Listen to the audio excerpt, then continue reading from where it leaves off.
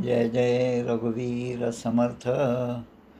शुका सारिखे पूर्ण वैराग्य जाचे. वसिष्ठा परिज्ञान योगेश्वराचे. कवी वाल्मिका सारिखा मान्य ऐसा. नमस्कार माझा सद्गुरु रामदासा. श्रीराम मला वाटते अंतरी त्वा वसावे. तुझ्या दासबोधासी त्वा बोध व्हावे. अपत्या परी पाववी प्रेमग्रासा. महाराज या सद्गुरु रामदासा. जय जय रघुवीर समर्थ.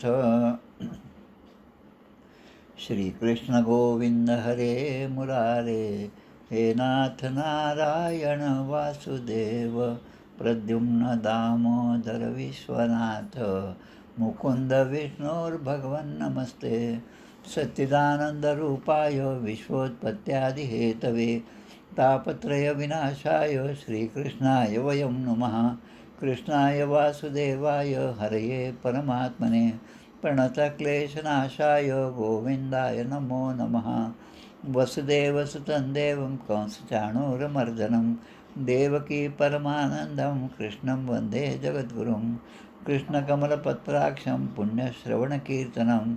वासुदेवं जगद्योनिं नौमि नारायणं हरिं. कृष्णकृष्णेति कृष्णेति यो मां स्मरति नित्यशः.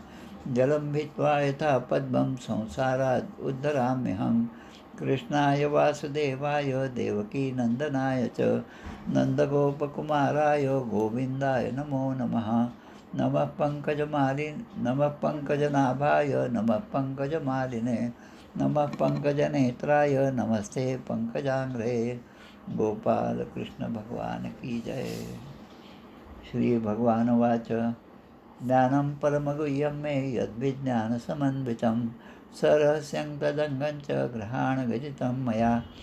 यावानहं यथा भावो यद्रूपगुणकर्मकः. तथैव तत्त्वविज्ञानमस्तु ते मदनुग्रहात्. अहमेवासमेवाग्रे नान्यद्यत्सदसत्परं. पश्चादहं यदेतच्च यो वशिष्येत सोऽस्म्यहं. ऋतेर्थं यत्प्रतीयेत् न प्रतीयेच्चात्मनि. तद्विद्यादात्मनो मायां यथा भासो यथा तमः. यथा महान्ति भूतानि भूतेषु चावचेष्वनु. प्रविष्टान्यप्रविष्टानि तथा तेषु न तेष्वहम्. एतावदेव जिज्ञास्यं तत्त्वजिज्ञासुनात्मनः. अन्वयव्यतिरेकाभ्यां यत्स्यात् सर्वत्र सर्वदा. एतन्मतं समातिष्ठ परमेण समाधिना. भवान् कल्पविकल्पेषु न विमुह्यति कदाचित्. गोपाल कृष्ण भगवान की जय. दशमस्कंद पूर्वार्ध अवतरणिका. दशमस्कंधी प्रथमोध्यायी. वसुदेव देवकीचे पाही. कंसमारी पुत्र सहाही शिशु हत्यारा महान. भगवंताचा गर्भप्रवेश गर्भस्तुती द्वितीयोध्यायास. श्रीकृष्ण प्रगटला तृतीयास. योगमाया भविष्य चतुर्थी. पंचमात जन्मोत्सव गोकुळी पूतना षष्ठात उद्धरिली. शकट तृणावर्तोद्धार कथा केली सप्तमा माझी. अष्टमी नामकर्ण बाललीला. नवमी श्रीकृष्ण उखळी बांधला. दशमी यमरार्जुन उद्धरला. एकादशी तारिले वत्सबक. आघासुरोद्धार द्वादशी. ब्रह्मा मोहनाश त्रयोदशी. ब्रह्माद्वारा स्तुती चतुर्दशी. पंचदशी धेनुक कालिया युद्ध. षोडशी कालियाशी प्रसन्न. सप्तदशी त्याचे पूर्वकथन. दावानली वाचती व्रजजन. अष्टादशी प्रलंब तारिला. एकोणविंशी व्रजानल शांती. विसात शरद ऋतू कथाती. 21व्यात अन्योक्ती वेणुगीत. चिरहरण 22शी. यज्ञपती पत्नीवरी कृपा 23शी. इंद्रयज्ञ निवारण 24शी. पंचविशी गोवर्धनोद्धारण. श्रीकृष्ण चर्चा 26शी. श्रीकृष्णाभिषेक 27शी. नंद बंध मुक्ती 28शी. 29शी रासलीलारंभ. गोपी विरह 30. गोपिका गीत 31. गोपीशी कृष्ण दर्शन 32. महारास 33शी. सुदर्शन शंखचूडोद्धार 34शी. युगलगीत 35शी. अरिष्टोद्धार अक्रूर गमन 36शी. 37शी केशी व्योमोद्धार. अक्रूर व्रजयात्रा 38शी. मथुरागमन 39 श्रीकृष्ण स्तुती 40 41 मथुरा प्रवेश कुब्जेवर कृपा धनुष्यभंग कंस व्याकुळता 42 सांग कोलधार मल्लयुद्धरंग 43 निवेदिला चाणूर मुष्टिक कंसोद्धारण 44व्यात कथन कृष्ण बळराम सूत्रबंधन गुरुकुल प्रवेश 45 उद्धव व्रजयात्रा 46 उद्धव गोपी भ्रमरगीताशी 47व्या अध्यायाशी केले निवेदन अध्याय 48 श्रीकृष्ण भेटी कुब्जा अक्रूर ग्रहाशी अक्रूर हस्तिनापुराशी 49 जात असे. गोपाळ कृष्ण भगवान की जय. जय जय रघुवीर समर्थ.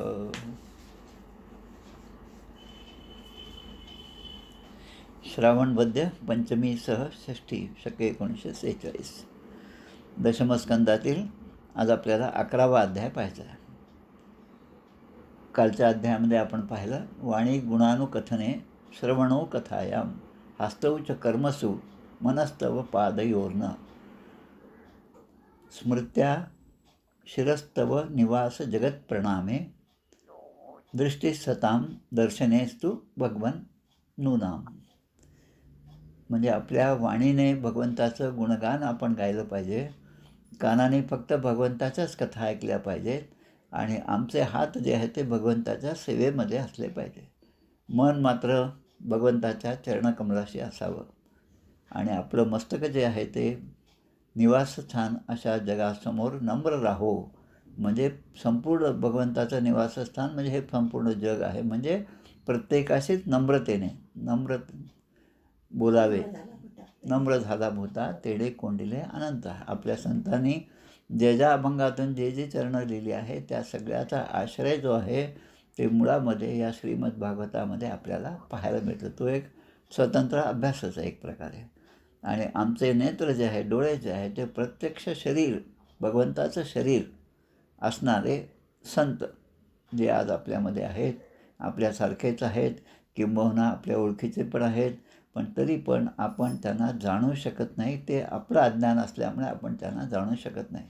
आणि ते जेव्हा एखाद्या उच्च पदावर पोचतात तेव्हा मग आपण सांगतो, अरे आमचं त्यांच्याकडे खूप जाणं येणं असायचं, पण आम्हाला माहीत नव्हतं ते एवढे महान आहेत म्हणून. हे नंतर आपल्याला समजतं. तसं कालच्या ह्याच्यात आपण पाहिलं की त्यक्तौ तौ परिक्रम्य प्रणम्य च पुनः पुन्हा. म्हणजे त्या नलकुबर आणि मणिग्रीव यमलार्जुन जे होते त्यांचा उद्धार झाला. नारदांच्या शापाने त्यांना ही योनी मिळाली होती. वृक्ष योनी आहे. यमल म्हणजे 2 वृक्ष एकत्र आले आणि हजारो वर्ष त्या गोकुळामध्ये त्या ठिकाणी ते उभे होते निर्वस्त्र. वस्त्र नसतात, जसं आपण वस्त्र घालतो तसं ती ही झाडं जी आहेत त्यांना वस्त्र म्हणून दुसरं काही नसतं. आणि मग ते ऊन, थंडी, वारा, पाऊस हे सगळं सहन करत ते आपल्या पापाचं परिमार्जन करीत असतात. आणि जेव्हा उद्धाराची वेळ होती तेव्हा त्यांचा उद्धार होतो. देवतांच्या 100 वर्षानंतर त्यांचा उद्धार होईल असं देवर्षी नारदाने सांगितलं. आणि त्यांचं वचन सत्य करण्यासाठी भगवान श्रीकृष्णाने लहानपणापासून ही 2 वृक्ष पाहून ठेवली होती. आता यांना पाडायचं म्हणजे आता काहीतरी निमित्त फिक्सिंग केलं पाहिजे. मग बरोबर तेच केलं. तिने उखळाला बांधलं आणि ते पोटाला बांधलं. दामोदर नाव प्राप्त झालं भगवंतांना. आणि त्या अंगणामध्ये खेळत असताना ते उखळ जे सरळ होतं त्याला आडवं पाडलं. आता आडवं पाडल्यामुळे लहान मुलं जसं गाडा खेळतात तसं त्याप्रमाणे ते खेळत खेळत ते गेले आणि दोन्ही वृक्षामधून गेल्यानंतर वृक्ष दोन्हीही पडले. मोठा असा आवाज आला आणि त्यामध्ये 2 दिव्य पुरुष तेजकांती असणारे बाहेर पडले आणि त्यांनी नमस्कार करून भगवंतांना तौ परिक्रम्य प्रणम्यच पुन्हा पुन्हा त्यांना नमस्कार करत 3 प्रदक्षिणा घालून ते आपल्या उत्तर दिशेला निघून गेले. ही कथा आपण काल पाहिली. आता एवढे मोठे 2 वृक्ष इतक्या वर्षापासून आहेत, गोकुळामध्ये आहेत, हे सर्वांनीच पाहिलेले होते. पण आता एवढा मोठा आवाज कसा आला म्हणून सगळ्यांना कुतूहल होतं आणि सगळे धावत पळत त्या ठिकाणी आले. तेव्हा त्यांना दिसलं की हे इतक्या वर्षापासून असलेले 2 एवढे मोठे वृक्ष उन्मळून पडलेले आहेत, त्याचाच हा आवाज आहे. भगवान श्रीकृष्ण बालरूपामध्ये असताना त्यांच्या भोवती जे गोपसखा होते ते सुद्धा त्यांच्याचबरोबर होते आणि त्यांनी हे प्रत्यक्ष पाहिलं. आता ते सांगतात गोपानंदादय श्रुत्वा द्रुमयो पततो रवम तत्रा जग्मः कुरुश्रेष्ठ निर्घात भयशंकिता. ते वृक्ष पडताना आम्ही पाहिलं आणि विशेष म्हणजे त्यातून 2 दिव्य पुरुष असे बाहेर आले आणि त्याने भगवंताला नमस्कार केला, आपल्या बालकृष्णाला सख्याला नमस्कार केला आणि ते उत्तरेकडे निघून गेले. आता ही लहान मुलं सांगतात. लहान मुलं जेव्हा सांगतात तेव्हा मोठ्यांना असं वाटतं काय ही लहान मुलं काहीतरी सांगतात, त्यांच्यावर कोणीच विश्वास ठेवला नाही. गोप बालक म्हणतात बाला उचू, उचू म्हणजे बाल उवाच, बाला उचू. हे सगळे बालक जे होते ते सांगायला लागले अनेनेची तिर्यक गतम उलुखलम. ते उखळ जे आहे ते आडवं त्याने पाडलं आणि त्या 2 झाडामधून जात असताना हे दोन्ही वृक्ष खाली पडले. बालोत्पाटनम तरवो केचित संदिग्ध चेतसः. एवढा लहानसा मुलगा आहे आणि त्याच्याकडून एवढे मोठे झाडं कसे काय पडतील, हे शक्यच नाही असं म्हणून कोणीच त्यावर विश्वास ठेवला नाही. आता नंदबाबा जे ते सुद्धा त्या आवाज ऐकून त्या ठिकाणी येतात धावत पळत आणि विलोक्य नंद प्रहसत वदनो विमुमोचः. नंदाने काय पाहिलं की आपला मुलगा जो आहे तो छोटासा आहे आणि त्याच्या पोटाला दोरी बांधलेली आहे आणि ती दोरी आणि मागे असलेलं उखळ हे पाहून आज याने काय सोंग केलं आणि आज हा काय खेळत आहे असं पाहून नंदानासुद्धा आनंद झाला. लहान मुलांचं सगळंच खेळ पाहिले की जसा मोठ्यांना आनंद होता तसा नंदबाबांना वृद्धावस्थेमध्ये झालेला हा मुलगा आणि त्यापासून मिळणारा आनंद या ठिकाणी दिसला. उद्गायती क्वचिन मुग्धस तद्वशो दारू यंत्रवत. की प्रत्यक्ष भगवंत जे आहेत की एखादी गोष्ट की जणू काही कठपुतली आहे. आता कठपुतळ्याचा खेळ जो आहे आमच्या लहानपणी आम्ही खूप खेड्यापाड्यांमध्ये पाहिला होता. आता काही तेवढं दिसत नाही. आताच्या मुलांना तेवढा वेळसुद्धा नाही. मग ते काहीतरी कॉमिक्स वगैरे असं वाचतात आणि त्यामध्ये एखाद्या वेळेस वाचनात आलं तर हा शब्द येतो. पण जसं गोपीने फूस लावल्यावर सामान्य जे मुलं आहेत त्या काळचे ते सुद्धा गोपी म्हणाल्याबरोबर ते नाचायला लागतात. गोपीने तर भगवंताशी एवढं एकरूप झाले होते की त्याने म्हटलं की कृष्णाने नाचावं, त्याने म्हटलं की कृष्णाने पळावं, त्याने म्हटलं की कृष्णाने माकडासारख्या उड्या मारून दाखवाव्यात. अशा प्रकारे गोपी आणि जे गोपसखा होते ते सगळे कृष्णाच्या भोवतीच 24 तास असायचे.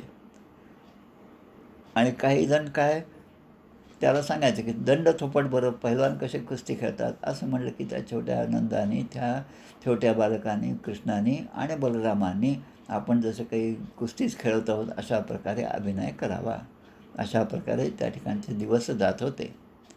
ही सगळी कथा कुठली आहे त्या गोकुळामधलीच आहे. आता एके दिवशी असं झालं की एक माळीण जी आहे ती फळं वगैरे घेऊन आपलं टोपलं घेऊन डोक्यावर टोपलं घेऊन ती रोजच येत होती. तशी त्यांच्याकडे एकदा आली. तिचं नाव सुखिया माळीण आहे. नाव या ठिकाणी श्रीमद भागवत महापुराणामध्ये काही नाव दिलेलं नाही, पण इतर ठिकाणी असू शकतं. अनेक प्रवचनामधून हे नाव ऐकलेलं आहे. आता जेव्हा ती आली तेव्हा आता रोजचा व्यवहार जसा असतो किंवा दूधवाले आले की लगेच आपण घरामध्ये असणारे काय काकू असतील, आजी असेल, आई असेल तर मोठं भांडं घेऊन त्या ठिकाणी जाऊन दूध घेते आणि लहान मुलं हे पाहत असतात. ते पाहिल्याबरोबर ही जेव्हा माळीण आली तेव्हा भगवान श्रीकृष्णाला त्या छोट्याशा मुलाला असं वाटलं की आपणही जाऊन तिने काय आणलं हे पाहायला पाहिजे. अगदी हा अनुभव जो आहे, हा प्रसंग जो आहे आपापल्या घरामध्ये सुद्धा झालेला असतो, पण त्याकडे पाहण्याची आपली दृष्टी नसते.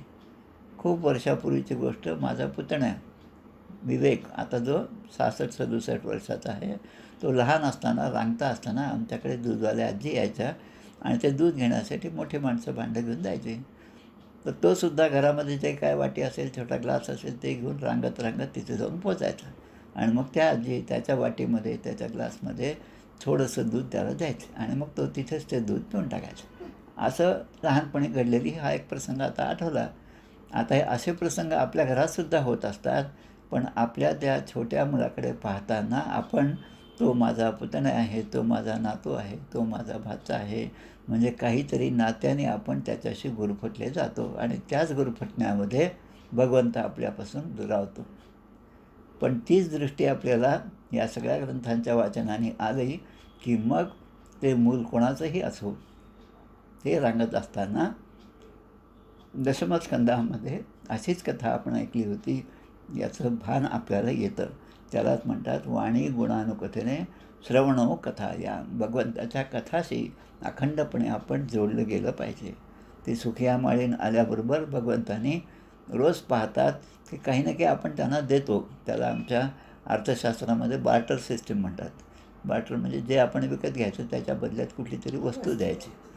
पूर्व काळामध्ये जेव्हा काही असं धन दौलत रुपये डॉलर हे सगळं नव्हतं त्यावेळेसची कथा.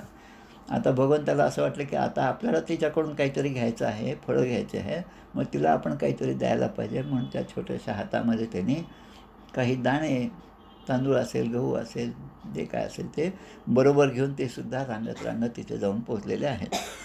आणि आता त्या बाईने या छोट्या रांगणाऱ्या मुलाकडे पाहिला. तीसुद्धा आता आपलं भान विसरून गेली आणि त्या श्रीकृष्णाच्या दर्शनाने अशी मग्न झाली, सगळा व्यवहार विसरली. आणि त्याला पाहिल्यावर तिने आपल्या टोपलीतले 2-4 फळं घेऊन त्याला दिली, त्याच्यासमोर ठेवली. आता हा घरातून येताना तर मूठ भरलेली होती, पण रांगत आल्यामुळे त्या मुठीतले काही काही दाणे पडत गेले. काय 2-4 त्या बोटामध्ये अडकले असतील तेवढे मात्र त्यांनी तिच्या त्या टोपलीमध्ये टाकले. तसे तिने फळं दिली. आनंदाने याने ही फळं घेतली आणि त्या आनंदात तो एक एक फळं खाऊ लागला बाळकृष्ण. आता ती जी बाई आहे सुखिया माळीन, ती पुन्हा आपल्या घरी इतर ठिकाणी गेली आणि आपल्या घरी जाऊन पोचली. तिने पाहिलं की याने जे टाकलेले दाणे होते ते आता तिची टोपली जी आहे ते दाणे काय 2-4च असतील, पण ते आता सगळे हिरे माणकं रत्न याच्याने ती टोपली पूर्णपणे भरून गेलेली आहे. म्हणजे दान हस्तौच कर्मसु मनस्तव पादयोर्न. हाताचं वैभव काय आहे ते हातामध्ये घातलेल्या अंगठ्याने नाही, त्या हातामध्ये असणारे तोडे बांगड्या सोन्याच्या आहेत का हिऱ्याच्या आहेत याने त्याचं वैभव नाही, पण त्या हाताने आपण किती दान दिलं, किती सत्पात्री दान दिलं. यो यदि मोहाद्दासती स पापियान भवती. आपल्या गणपती अथर्वशीर्षात म्हणलेलं आहे. दान जे आहे ते सत्पात्री असलं पाहिजे तरच त्याचं पुण्य लागतं. तसं ती माळीण तर निघून गेली, तिला तो आनंद मिळाला. आणि मग पुन्हा आता या कथेकडे आपण वळतो की आता खेळामध्ये सगळे रमल्यामुळे रोहिणीने या दोन्ही मुलांना बोलवलं की अरे वा आता तुमची खायची वेळ झाली, काहीतरी खायला घरात या, भूक लागली असेल. म्हणून रोहिणी 2-2दा ओरडून दोघांनाही बोलवत आहे, पण पोरं काही आले नाही. मग यशोदेने पण खूप हाका मारल्या, पण तरी पण ते आले नाही. कृष्ण कृष्णारविंदाक्ष तात एही स्तनं पिब अलम विहारे क्षांतम क्रीडा श्रांतोसी पुत्रक. अरे कृष्णा बाळा, तू इतका खेळत आहेस, इतका वेळ झाला, दूध प्यायची तुझी वेळ झाली, तू आता ये आणि जमला पण असशील, म्हणून आता खेळणं पुरे कर. म्हणून यशोदा मातेने सुद्धा त्यांना हाक मारली, दोघांनाही हाक मारली. बलरामा तू पण ये. दोघे पण आले. आता यांनी बाहेर खेळल्यामुळे सगळी माती वगैरे अंगाला लागली होती. तुमचं अंग कसं धुळेनं माखलेलं आहे पहा. धुलीस धूस सरितास्त्वंग पुत्र मज्जन मावह. मज्जन म्हणजे स्नान करणं, म्हणजे मर्दन करणं, शरीर घासून त्यावरती मळ आहे तो काढून टाकणं. म्हणजे आता मी तुम्हाला आधी स्नान घालते, स्वच्छ व्हा, नवीन कपडे घाला आणि मग तुम्हाला काहीतरी खायला प्यायला मी देते, असं म्हणून चांगले कपडे घालून त्यांना दोघींनी तयार केलं. आता इकडे या गोप आणि इतर जी वृद्ध मंडळी होती हे सगळे विचार करू लागले की या भगवान कृष्णाच्या या जन्मापासूनच आनंदोत्सव आपण साजरा केला आणि त्या उत्सवापासून एक एक संकट आपल्या गोकुळावर येत होतं. आता हे संकटाची एवढी मालिकाच आली आहे, त्याचं कारण काय असेल आणि कशामुळे हे होत आहे. पण एवढं सगळं झालं तरी आपण सगळे सुरक्षित आहोत. आपले हे 2 बालक जे आहेत कृष्ण आणि बलराम, हे दोघे पण सुरक्षित आहेत. कदाचित आपण आत्तापर्यंत केलेल्या पुण्यामुळे, आत्तापर्यंत केलेल्या सत्कर्मामुळेच हे सगळं अरिष्ट आपल्यापासून दूर झालं आणि आपण सगळे सुरक्षित आहोत. तरी पण या गोष्टी काही त्यांना सहन झाल्या नाहीत की याच्या बालपणापासून काही ना काही संकटं येत गेली. त्यामुळे आता त्यांच्या मनामध्ये विचार आला की उपनंद जे आहेत त्या नंदाचेच असणारे मित्र त्या ठिकाणी असणारे, ते म्हणतात की आता आपण हे गोकुळ जे आहे ते आपण सोडलं पाहिजे. हे घर काही चांगलं नाही, हे गाव काही चांगलं नाही. अनेक संकटं आपल्या सगळ्यांवर सुद्धा आलेली आहेत. अगदी भगवंताच्या 5-6 दिवसामध्ये, आता गोकुळाष्टमी सोमवारी आहेत, आणि मला वाटतं पुढच्या शनिवारी चतुर्दशी येणार आहे. त्या चतुर्दशीला म्हणजे श्रावणबद्ध चतुर्दशीला या पूतनेने त्या ठिकाणी प्रवेश केला होता. पूतनेचा उद्धार आपण ते पाहिलेला आहे. तर ह्या सगळ्या गोष्टी जेव्हा मनामध्ये आल्या तेव्हा आता प्रत्येकजण विचार करू लागला. आत्तापर्यंत कोणती संकट आली? पूतना आहे, शकटासूर आहे, तृणावर्त आहे आणि आता या अध्यायामध्ये पुन्हा 2 संकट जे आहेत ते वत्सासूर आणि बकासुराच्या वेशामध्ये आलेले आहेत. तर पूतना म्हणजे हे अविद्येचं प्रतीक आहे. माणसाच्या ठिकाणी अविद्या आणि विद्या आणि अविद्याचं काय फरक आहे? 5वा दशक जो आहे आपल्या ग्रंथराज दासबोधामध्ये तो वाचला की आपल्या लक्षात येईल. पहावे आपणासे आपण या नावं ज्ञान आणि ते नाही दशक 5 समास 5 बहुधा ज्ञान. त्यामध्ये प्रत्येक गोष्टी ज्याला आपण ज्ञान समजतो ते दिले आणि हे ज्ञान नव्हे, हे ज्ञान नव्हे असं समर्थ आपल्याला सांगतात. तसं ते अज्ञान दूर झालं, अविद्या दूर झाली तर मग भगवंताचं दर्शन होणार आहे. अन्यथा आपण त्या अविद्येमध्ये, त्या अज्ञानामध्ये सुद्धा आनंदात राहतो. म्हणून पूतना हे अविद्येचं प्रतीक आहे. शकटासूर जो आहे ते जडवादाचं प्रतीक आहे. शकट आपण पाहिलं. जडवाद म्हणजे काय? की त्या ठिकाणी त्या छकड्यामध्ये कृष्णाला ठेवायचं, पण जे काय लोणी वगैरे भरलेली जे भांडे होते, जे मडके होते ते सगळे वर ठेवले आणि या छोट्या कृष्णाला मात्र त्याच्या खाली ठेवलं. म्हणजे जडवाद. कशाचं प्रेम आहे? त्या लोण्याचं, त्या दुधाचं, त्या दह्याचं प्रेम आहे. पण आपला जो मुलगा आहे तो भगवत स्वरूप आहे हे माहीत नसल्यामुळे, अज्ञानामुळे त्याच्याकडे दुर्लक्ष झालेलं आहे. त्या शकटासुराने बरोबर त्याच ठिकाणी प्रवेश केला आणि भगवंताने आपल्या पादस्पर्शाने त्याचा उद्धार केलेला आहे. लगेच आपण पाहिलं की तृणावर्त हा सुद्धा त्या ठिकाणी आला होता. आता तृणावर्ताचं काय प्रतीक आहे? की हे कामवासनेचं प्रतीक आहे. जेव्हा कामवासना निर्माण होते तेव्हा डोळ्यामध्ये धूळफेक झाल्यासारखं होतं. जसं त्या वादळामुळे डोळ्यामध्ये धूळ जाते तसा माणूस कामांध होतो आणि चांगलं काय आणि वाईट काय याकडे सुद्धा त्याचं लक्ष नसतं आणि त्यामुळेच ईश्वराचं विस्मरण होतं आणि ईश्वराचं विस्मरण झालं म्हणजेच विषयाचं आनंद माणसाला मिळत जातो आणि असं होता होता मग तो तृणावर्त आहे त्याचासुद्धा उद्धार आपण पाहिला. आता या अध्यायामध्ये आता पुन्हा 2 गोष्टी आपल्याला पाहिजेत. आता हे सगळे मोठी माणसं जे म्हणत होते की आता आपण या ठिकाणून निघावं, कारण हे सगळे आपल्याकडे अशा प्रकारे अरिष्ट आलेले आहे. चक्रवातेन नीतोऽयं दैत्येन विपदं वियत् शीलायां पतिस्तत्र परित्रात सुरेश्वरः. वादळरूपी तो तृणावर्त आला होता आणि तो सुद्धा या छोट्याशा कृष्णाला आकाशामध्ये घेऊन गेला. एक मोठं संकट आमच्यावर आलं होतं आणि एवढंच नाही पण तो राक्षसाच्या रूपामध्ये खाली जेव्हा पडला, दगडावर पडला, तेव्हा आम्हाला किती मोठा आवाज आला होता. पण आपलं दैव चांगलं म्हणून आपला हा बाळकृष्ण हा चांगला राहिला. यमराजनाचं सुद्धा ते तसंच म्हणतात. म्हणून आता आपण कुठेतरी दुसरीकडे जावं. कुठे जायचं? गोकुळ सोडून आपण जाऊया. वनं वृंदावनं नाम पशव्यं नवकाननं गोपगोपी गवां सेव्यं पुण्याद्री तृणविरुधं. वनं वृंदावनं नाम. आता ते वन कोणतं आहे? ते वृंदावन. वृंदा म्हणजे तुळशी, ज्या ठिकाणी असंख्य तुळशीचे झाडं आहेत. आता तुळशीचं झाड पाहिलं की मला तर खूपच आनंद होतो. आपले नारायणराव जे आहेत त्यांच्या घरी तर त्यांच्या वडिलांचं नाव तुळशीदासपंत आहे आणि साहजिकच त्यांच्या घरी गेल्यानंतर तुम्हाला कितीतरी तुळशीचे झाडं पाहायला मिळतात. खूप आनंद वाटला त्यांच्या घरी जाताना. मी जेव्हा त्या कोल्हापूरच्या जवळ गडी इंग्रजजवळ आपला एक मठ आहे त्या मठामध्ये गेलो होतो एक 4-5 वर्षापूर्वी. आमचे निळकंठ महाराज आज त्या ठिकाणी आहेत. निळकंठ महाराज हे आपले श्रीधर स्वामींचे शिष्य होते आणि त्यांचे शिष्य असणारे तिथे आहेत आणि त्या मठामध्ये मला खूप आश्चर्य वाटलं. खूप मोठा मठ, खूप मोठा विस्तार आहे आणि हजारो तुळशीचे झाडं आहेत. अगदी 4-4, 5-5 फुटाच्या उंच असलेले झाडं हजारो. ते पाहूनच खूप आनंद झाला. वनं वृंदावनं नाम. वृंदावन, वृंद म्हणजे तुळस, वृंदा ही कथाच आहे सगळी, जालंधर आणि वृंदाची कथा. पशव्यं नवकाननं. आणि त्या काननं म्हणजे त्या सगळ्या जंगलामध्ये काय पशु पक्षी हे सगळे आनंदाने राहत होते आणि गोप गोपी गवां सेव्यम. कोण कोण होतं त्या ठिकाणी? जनावरांसाठी अत्यंत उपयुक्त असं ते वन आहे असं सगळे सांगत होते. म्हणून आपण तिथेच जावं. गोप गोपी आणि गायींसाठी अगदी योग्य स्थान आहे. गोपांना, गायींना त्या ठिकाणी गायींना चरण्यासाठी भरपूर उपलब्ध आहे.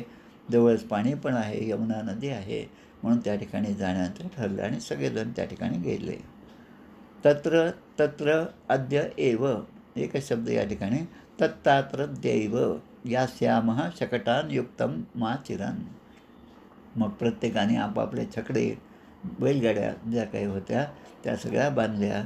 बैल आहेत, आपलं पशुधन आहे, ते सगळं बरोबर घेतलं आणि जाताना वृद्धान बालान स्त्रियो राजन, जे वृद्ध होते, चालू शकत नव्हते, लहान मुलं जे होते त्यांना एवढं चालण्याचा त्रास होईल म्हणून, आणि स्त्रिया जे होत्या त्या सर्वांना त्यामध्ये बसवलं.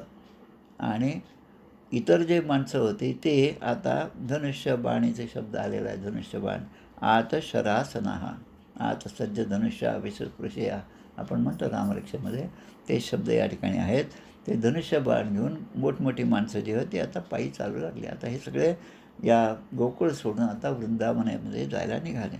गोप्या रूढ रथा, गोपी ज्या होत्या, ज्या स्त्रिया होत्या त्या आता दुसऱ्या गावाला जायचं. आता ही सगळी वस्ती सोडायची. त्यामुळे असलेलं सगळं काय चांदी सोनं जे काय दागिने असतील ते अंगावर घातलं आणि ते सगळे त्या कृष्णाच्या लीला गात गात वाणी गुणानुकथने, तसं कृष्णाच्या लीला त्यांचं स्मरण करत करत श्रीकृष्ण गोविंद हरे मुरारे हे नाथ नारायण वासुदेव असं म्हणत ते सगळे रस्त्याने जाऊ लागले. तथा यशोदा रोहिण्यावेकम शकटम आस्थिते. आता रोहिणी आणि यशोदा माता या दोघीसुद्धा एका त्या बैलगाडीमध्ये बसलेल्या आहेत. रेजतू कृष्णरामाभ्याम तत्कथा श्रवणोत्सुके. आता दोघी जेव्हा बसल्या, त्या दोन्ही बलराम आणि श्रीकृष्णांच्याच लीला ज्या आहेत, ज्या त्यांनी अनुभवल्या आहेत, ज्यामधून त्यांना आनंद मिळाल्या, त्याचं पुन्हा पुन्हा स्मरण करत हा त्यांचा प्रवास सुरू झाला. वृंदावनम संप्रविश्य, प्रविश्य म्हणजे वृंदावनामध्ये प्रवेश केल्यानंतर त्याने आणलेलं सगळं सामान एका ठिकाणी ठेवलं. जेवढे काही छकडे वगैरे आणले होते, बैलगाड्या आणल्या होत्या, त्यांना असं गोल त्यांना उभं केलं आणि त्यामध्ये ते राहायला लागले. अर्धचंद्राकार उभं केलं. आणि मग म्हणतात आता त्या ठिकाणी आता कंस जे आहे, पुन्हा मामाची आठवण झाली कृष्णाला. बऱ्याच वेळ झाला पण मामाने अजून काही खेळणं पाठवले नाही. दोघेही वाटत पाहत होते. क्वचित वाद येतो वेणू क्षेपणही क्षिपत क्वचित. आता तिथे लहान मुलांचे सगळं खेळ सुरू झाले. बलराम आणि श्रीकृष्ण आणि त्यांचे गोप आणि गोपी. आणि वृषभूमीजवळ ते सगळे रोजच्या रोज आता आपल्या गाईंना, गुरांना घेऊन, वासरांना घेऊन चारायला नेत होते. भगवान श्रीकृष्ण कधी कधी बासरी वाजवत होते. त्या बासरीचा नाद ऐकला की सगळेजण स्तब्ध होऊन जात असं. कधी गोफणीने दगड फेकत आहे, क्षिपित. क्षेपणही क्षिपित क्वचित. क्षेपण आपण म्हणतो ना, क्षेपणास्त्र. क्षेपणास्त्र म्हणजे कसं की त्यामध्ये जे काय आपण बॉम्ब असेल, गोळा असेल, जे काय असेल ते बसून त्यामध्ये टाकून ते जेव्हा उडवतो तेव्हा ते खूप दूरवर कुठेतरी 100-200 किलोमीटर अंतरावर जाऊन पडतं. आत्ताच परवा 23 ऑगस्ट जी होती त्या आपण चांद्रयान जे पाठवलं तिसरं, ते त्या चंद्रावर जाऊन उतरलं. त्याचे पूर्ण 1 वर्ष पूर्ण झालं. आणि म्हणून क्षेपणास्त्र की चांद्रयानाची स्मृती म्हणून पहिला आपण तो दिवस आपण साजरा केला. तसं क्षेपणास्त्रम ते खेळत होते. आणि त्याचप्रमाणे पायामध्ये जे घुंगरं बांधलेले होते त्या घुंगराच्या आवाजामध्ये, नादावर हे सगळे गोपी नाचत होते. कोणी कोणी गाईचं, बैलाचं सोंग घेऊन सुद्धा नाचत होते. आता हे वाचलं की परत लक्षात आलं, आमच्याच घरी आमच्या नातवाने, आमचं काय शौनक, त्याने काय केलं, त्याला मिळालेले आत्तापर्यंत जे मेडल्स होते संध्याकाळच्या वेळेस म्हणजे अजून लाईटसुद्धा लावायचे होते, थोडाफार अंधारही पडला होता. तो आम्हाला असं बैलाच्या, गाईच्या गळ्यातल्या घंट्यांचा आवाज आला. म्हटलं अरे ह्या कुठून आवाज आला? तर तो आमचं चारी म्हणजे दोन्ही हात खाली टेकून म्हणजे चारी पायावर आणि मान अगदी हलवत होता आणि गळ्यामध्ये ते सगळे मेडल्स होते ते एकमेकांना लागत होते आणि त्या घंट्यांचा आवाज होत होता. तो म्हणे असं त्या गोकुळामध्ये झालं असेल, कारण त्याने ते सगळं कृष्णाचं सिरियल पूर्ण पाहिलं होतं. आता हे जेव्हा इथं चालू होतं तेव्हा भगवंतांनी त्या ठिकाणी काय केलं की ते सगळे गाय वासरांना घेऊन जात होते. त्याच्यामध्ये कदाचित यमुना तीरे वत्सांश चारयतो स्वकैही. त्या यमुनेच्या तीरावर एवढे सगळ्या गायी आणि वासरं आहेत, तर त्यामध्ये कंसाने पाठवलेला जो असुर होता, वत्सासूर, वत्सरूपाने आलेला असुर, त्याने त्या वासरांच्यामध्ये प्रवेश केला. आता तो जरी स्वतः हुशार असला, तर आपण कितीही हुशार असले तरी भगवंताला प्रत्येकच गोष्ट कळत असते. काल जसं म्हटलं तसं, तुमच्या गावामध्ये तुमच्या घरात जे आहे ते सगळं आम्हाला माहीत असतं जसं म्हणतात, तसं भगवंताला सगळंच माहीत असतं. तो खोट्या वासराचे रूप घेऊन त्या वासराच्या कळपामध्ये तो आला, हे बलरामाला दाखवलं भगवंताने. आणि हळूहळू ते दोघेजण त्याच्याजवळ जाऊन पोचले आणि असं दाखवलं की आम्हाला माहीतच नाही, आमचेच वासरं आहेत, त्यामध्येच हा एकटा आहे.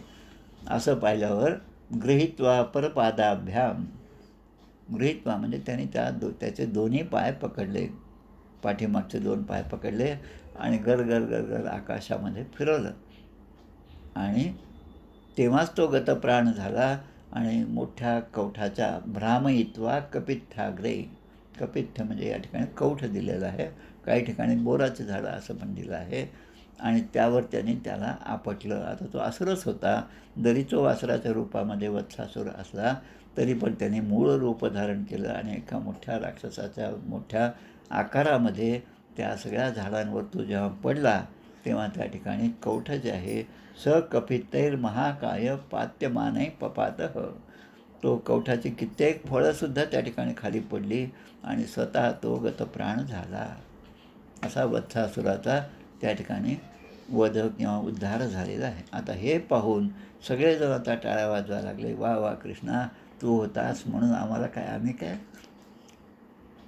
हे फक्त गाय वासरू घेऊनच आम्ही जात होतो, पण यामध्ये तो असुर आला आहे ते तूच ओळखलं. तर जे सर्व लोकांचे एकमेव रक्षक आहेत तेच आता गुराखी बनलेले आहेत. आणि मग बऱ्याचदा ते काय सकाळी उठून न्याहारीचं काही पदार्थ घ्यायचे आणि मग वनामध्ये या गायींना ते घेऊन जायचे. आपल्या दिवाळीच्या नंतर तो सण येतो, गोपाष्टमीचा दिवस येतो, तो सुद्धा खूप महत्त्वाचा असा दिवस आहे.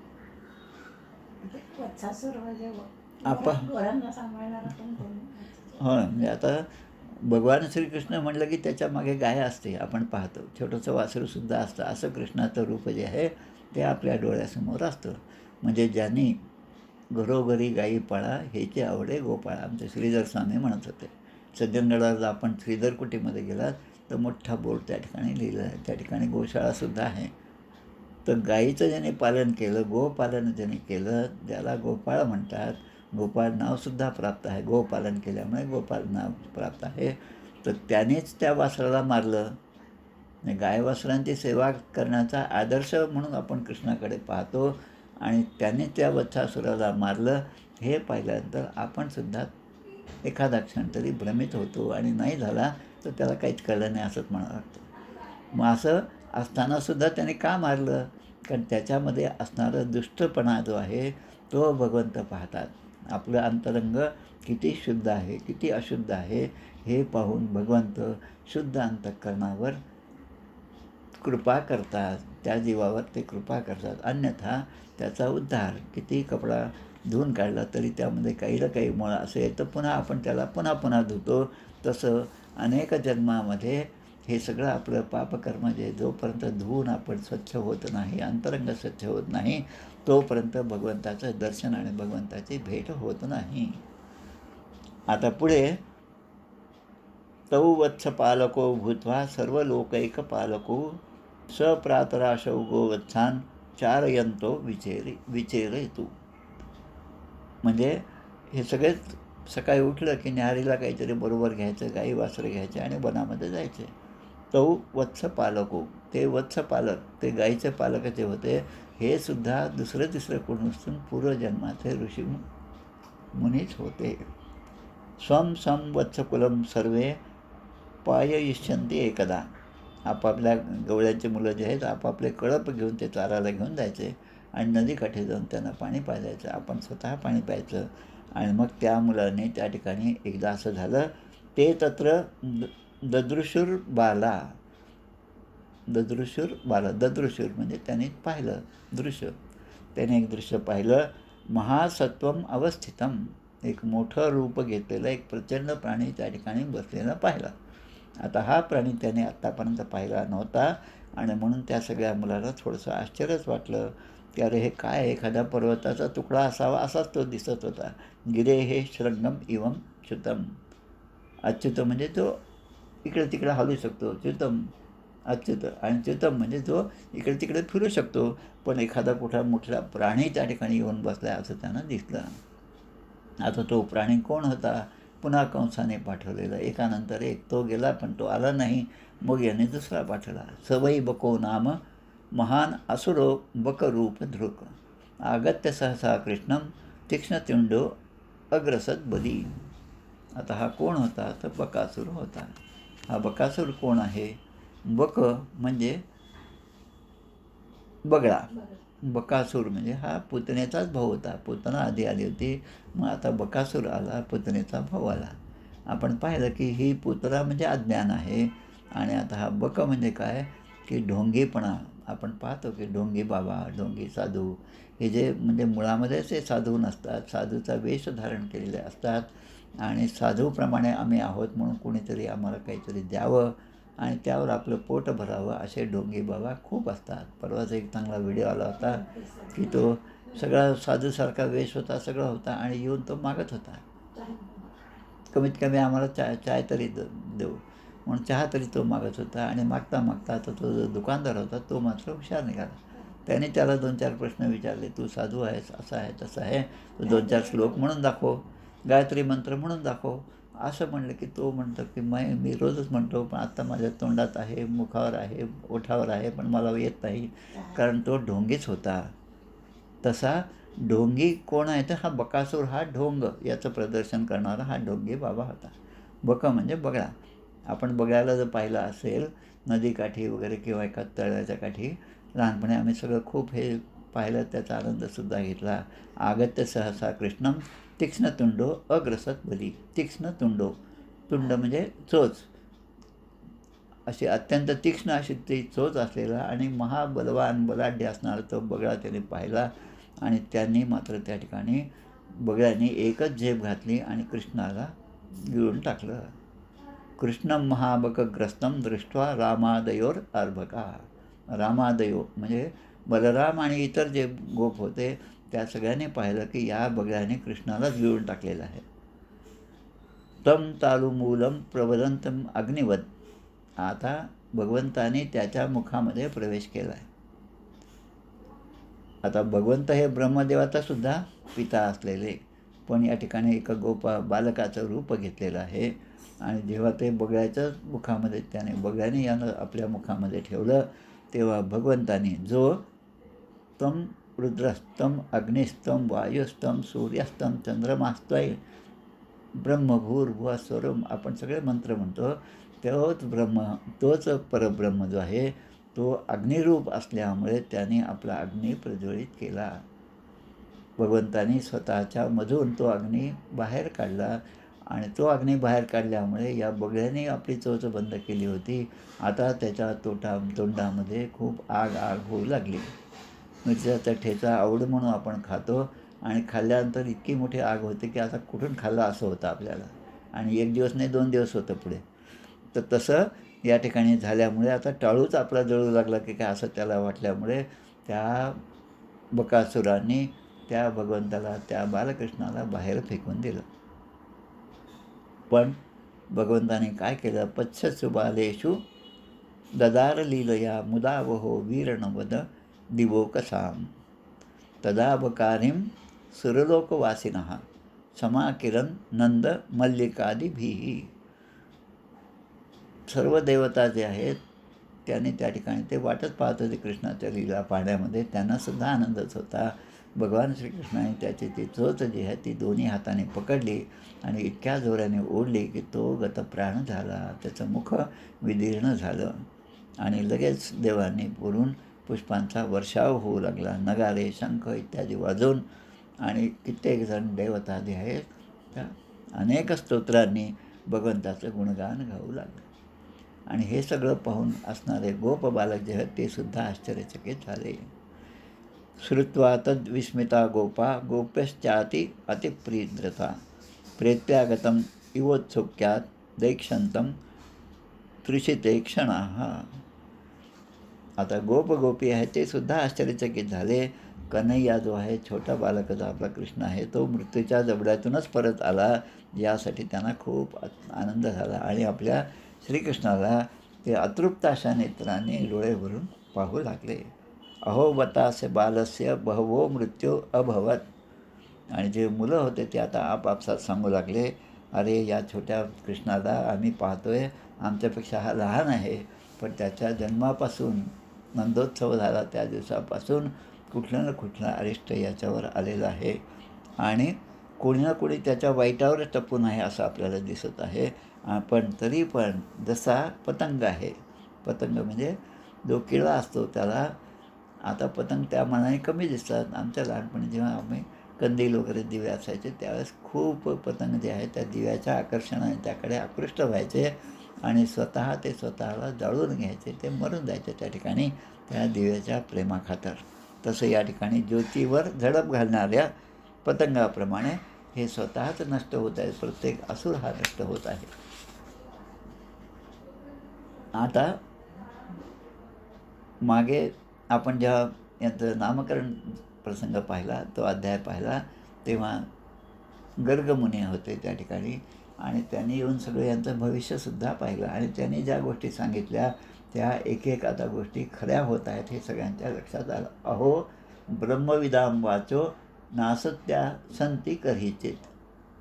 ब्रह्मवेत्या महात्म्यांची, जे खरोखरच अध्यात्मविद्येने संपन्न आहेत अशा महात्म्यांची वचनं ते जे बोलतात ते खरंच कधी खोटं होत नाही, ते खरंच असतं आणि तसंच भविष्य घडत जातं.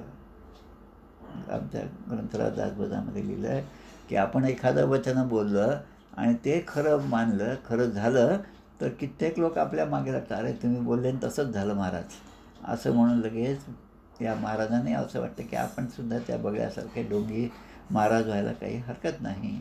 पण जे ब्रह्मवेत्ते आहेत ते मात्र पूर्ण, जसं वाल्मिकी ऋषी बोलणार नसता तरी आम्हा कैसी रामकथा आहे ना, 16व्या दशकामध्ये पहिल्याच अध्यायामध्ये वाल्मिकी स्तवन निरूपणामध्ये ही ओवी आलेली आहे.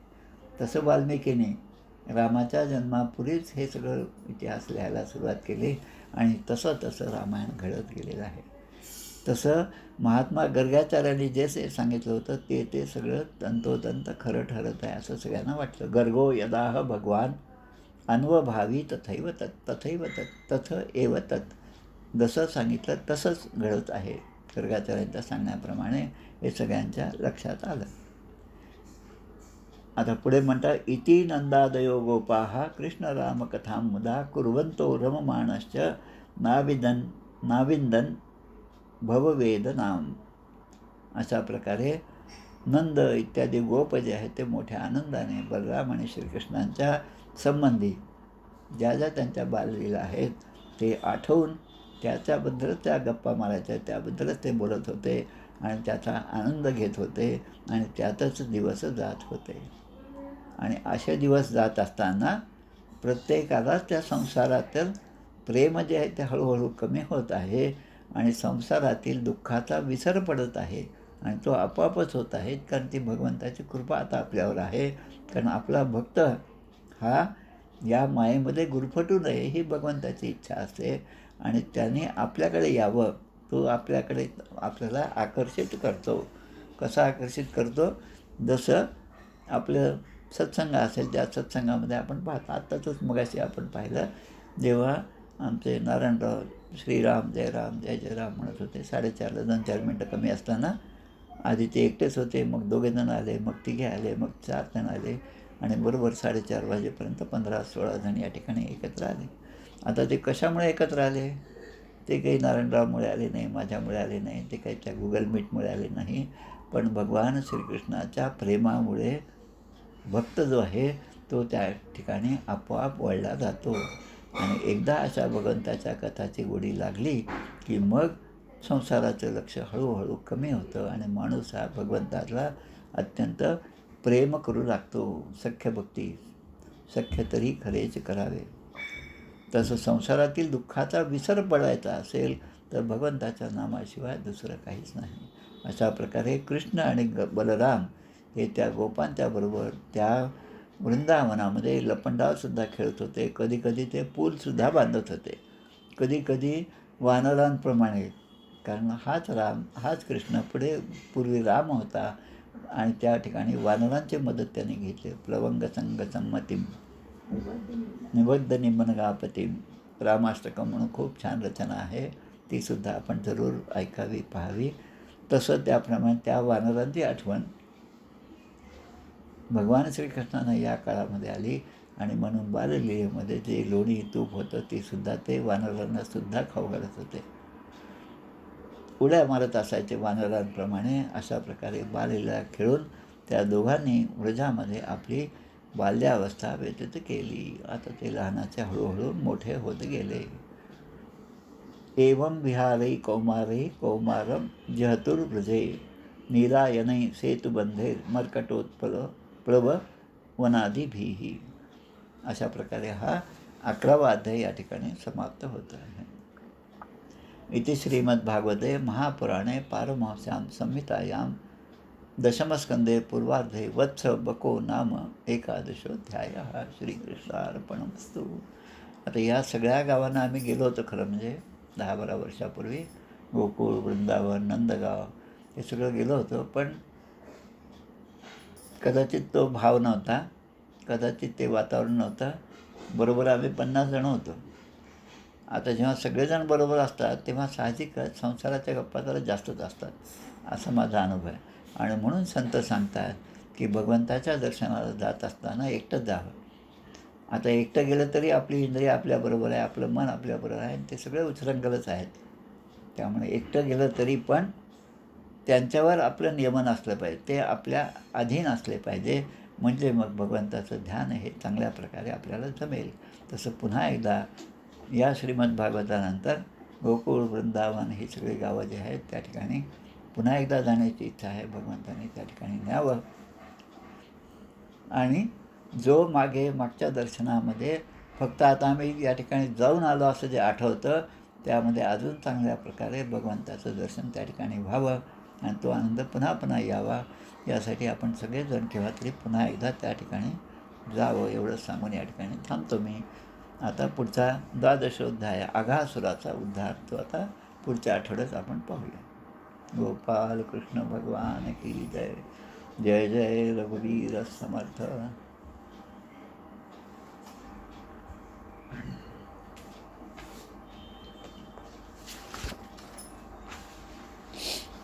जय हो जय श्री भागवता, आरती करी तुझ भगवंता. जय हो जय श्री भागवता, आरती करी तुझ भगवंता. श्री शुक मुनीने परम भक्तीने नाना परीने गायले जा हरिचरिता. आरती करी तुझ भगवंता. वेद तरुचे मधुर फळ, स्वादुरसे जे सोज्वळ. आत्मा राम मुनी अचळ, सेवुनी करीती जन सफळ. महापर्वणी आली अवनी, की अगहरणी भवजल तरणी ती पतिता. आरती करी तुझ भगवंता. येथे व्यासाची वाणी, सार्थक हरिगुण गावोनी. शास्त्र पुराणी मुकुटमणी, परम प्रेमामृत जननी. सहज सेविता भाविक भक्ता, उदारदाता मोक्ष तत्वता देहाता. आरती करी तुझ भगवंता. गमते जणू मानस तीर्थ, 12 सोपाने युक्त. निर्मल भक्ती जले भरित, विहरे हरिहंस तिथेथ. श्लोक सुकुमले संत अलिकुले, सेवुनी रमले भान विसरले रस पिता. आरती करी तुझ भगवंता, अपार महिमा ग्रंथाचा, वदवेना कोणासाचा, मेवा कविवर संताचा, प्राणची कीर्तनकाराचा, जणू बोधाचा स्वयंप्रभेचा, द्वादश कळीचा रवी अंतरीचा, तमहर्ता, आरती करी तुझ भगवंता, ग्रंथ नव्हे हा श्रीकृष्ण, गीते वेधी मन पूर्ण, अनन्य होता या शरण, खचित टळे जन्म मरण, त्रिताप जाती चिरये शांती, नाथ ही वदती रामपदी ठेवी माता, आरती करी तुझ भगवंता, जय हो जय श्री भागवता, आरती करी तुझ भगवंता, गोपाल कृष्ण भगवान की जय, जय जय रघुवीर समर्थ.